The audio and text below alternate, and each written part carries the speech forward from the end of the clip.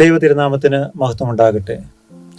വിശുദ്ധ മർക്കോസിന്റെ സുവിശേഷം 2-ാം അധ്യായം 13 മുതൽ 22 വരെയുള്ള വാക്യങ്ങളിൽ യേശുക്രിസ്തു ലേവിയെ ശിഷ്യനായി വിളിക്കുന്നതും പരീശ ശാസ്ത്രിമാരുടെ പരാതികൾ ദൂരീകരിക്കുന്നതുമാണ് പ്രതിപാദിക്കുന്നത്. തൻ്റെ ജോലിസ്ഥലത്തിരുന്ന് ചുങ്കക്കാരനായ ലേവിയെ കർത്താവ് ശിഷ്യനാകുവാനായിട്ട് ക്ഷണിക്കുകയാണ്. അത് കേട്ട് ലേവി ഉടനെ കർത്താവിനെ അനുഗമിക്കുന്നു. എന്തുകൊണ്ടാകാം മറ്റുള്ളവർ അവജ്ഞയോടുകൂടി കണ്ടിരുന്ന ചുങ്കക്കാരൻ എന്ന ആ ജോലി ചെയ്തിരുന്ന ലേവിയെ കർത്താവ് ക്ഷണിച്ചത്?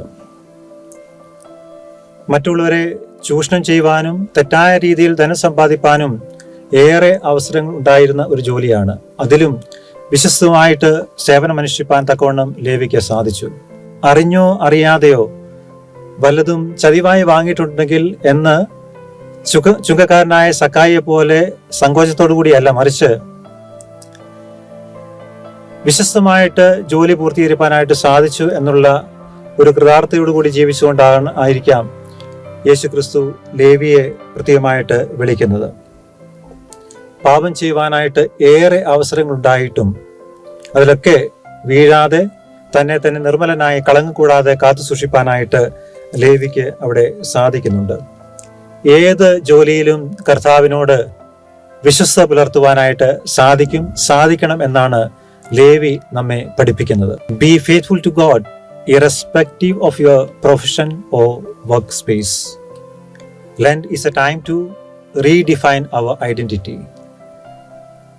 ചുങ്കക്കാരൻ എന്ന പ്രൊഫഷണൽ ഐഡന്റിറ്റിയിൽ നിന്ന് ക്രിസ്തുവിന്റെ ശിഷ്യൻ എന്ന സ്വത്വബോധത്തിലേക്കുള്ള ഒരു വളർച്ചയാണ് ലേവിയിൽ നിന്ന് മത്തായി സ്ലീഹയിലേക്കുള്ള വളർച്ച എന്ന് നമുക്ക് കാണുവാനായിട്ട് സാധിക്കും. രണ്ടാമത്, പരീശ ശാസ്ത്രിമാർ യേശുക്രിസ്തുവിനെ പറ്റി ശിഷ്യന്മാരോട് പരാതിപ്പെടുകയാണ്. ചുങ്കക്കാരുടെയും പാപികളുടെയും സ്നേഹിതൻ എന്ന്. സമൂഹത്തിന്റെ ശ്രേണിയിൽ മുൻപന്തിയിലായിരുന്ന പരീശന്മാർ മതപരമായി താണവരെന്ന് കരുതിയിരുന്ന ചുങ്കക്കാരോടും പാപികളോടും അകലം പാലിക്കുന്നത് ഒരു ബഹുമതിയായിട്ട് കണക്കാക്കിയിരുന്നു. അതുകൊണ്ടാണ് യേശുക്രിസ്തുവും ഇവരിൽ നിന്ന് അകലം പാലിക്കണം എന്ന് അവർ ആഗ്രഹിക്കുന്നത്. ഞാൻ സ്നേഹിക്കുന്നവനെ മാത്രമേ നീയും സ്നേഹിക്കാവൂ, ഞാൻ നിന്ദിക്കുന്നവനെ നീയും നിന്ദിക്കണം എന്നൊരു ചിന്താഗതിയാണ് ഇത്. എന്നാൽ ആ പാപികളുടെ മാനസാന്തരത്തിന് തന്റെ സാമീപ്യം ആവശ്യമാണെന്നറിഞ്ഞ ക്രിസ്തു അവരെ കൂടെ കൂട്ടി. തന്റെ ഐഡന്റിറ്റി നഷ്ടപ്പെടുത്തി അവരെ പോലെ ജീവിക്കുവാനോ അവരിൽ ഒരാളാകുവാനോ അല്ല ക്രിസ്തു ശ്രമിച്ചത്, മറിച്ച് അവരെ കൂടി തന്റെ ഐഡന്റിറ്റിയിലേക്ക് ട്രാൻസ്ഫോം ചെയ്യുവാൻ തക്കവണ്ണം രൂപാന്തരപ്പെടുത്തുവാനായിട്ടാണ് ക്രിസ്തു അവിടെ ശ്രമിക്കുകയും വിജയിക്കുകയും ചെയ്യുന്നത്. Lent is a time to transform our relatives and friends. വീണ്ടും ചിലർ വന്ന് ക്രിസ്തുവിനോട് തന്റെ ശിഷ്യന്മാരെ പറ്റി പരാതിപ്പെടുകയാണ്. നിന്റെ ശിഷ്യന്മാർ യോഹന്നാൻ സ്നാപകന്റെ ശിഷ്യന്മാരെ പോലെയും പരീശന്മാരെ പോലെയും ഉപവസിക്കുന്നില്ല എന്ന്. മറ്റു വാക്കിൽ പറഞ്ഞാൽ നിന്റെ ശിഷ്യന്മാരുടെ ആത്മീയ നിലവാരം വേണ്ടത്ര പോരാ എന്നാണ് ഇവര് പറയുന്നത്. സാധാരണക്കാരിൽ മാത്രമല്ല, നോമ്പും പ്രാർത്ഥനയും ഒക്കെ കാര്യമായിട്ട് പാലിക്കുന്നവരിലും ഉണ്ടാകാവുന്ന ഒരു അപകടമാണിത്. എന്റെ പ്രാർത്ഥനയും ഉപവാസവും ആണ് മറ്റുള്ളവരെക്കാളൊക്കെ മെച്ചം എന്ന ഒരു തെറ്റായ ചിന്ത. ഇവിടെ നാം ഓർക്കേണ്ടത്, don't try to define others with your own religious yardsticks. ഇന്നത്തെ ചിന്തകൾ നമുക്ക് ഇങ്ങനെ ഉപസംഹരിക്കാം. ഒന്ന്, നമ്മുടെ ജോലിയോ ജോലിയില്ലായ്മയോ പാപം ചെയ്യുവാനായിട്ടുള്ള ഒഴിവ് കഴിവ് ആകാതെ ഏത് ജോലിയിലായിരുന്നാലും വിശ്വസ്തയോടുകൂടി ദൈവത്തെ സ്നേഹിച്ച് സേവിച്ച് മുന്നോട്ട് പോകാനുള്ള അവസരമാക്കി മാറ്റണം.